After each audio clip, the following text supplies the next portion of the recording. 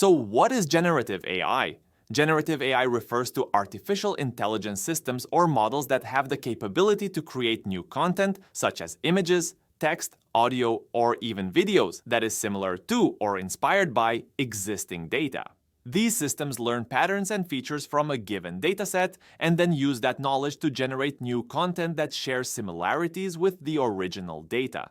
ChatGPT and Leonardo AI are popular examples of generative AI models. So let's explain generative AI by taking an example of generative AI creating images. Imagine you have a generative AI model that has been trained on a dataset of thousands of pictures of cats. This model has learned the features and patterns of cats from these images. Now, if you give this AI model a prompt like generate a picture of a cat, it will use what it learned from the dataset to create a new image of a cat. The AI might combine different features it learned, like the shape of the ears, the color of the fur, and the pattern of the markings, to generate a completely new image of a cat that it has never seen before. The result is a new image of a cat that looks like it could have been drawn by a person, but it's actually generated entirely by the AI based on its understanding of what cats generally look like.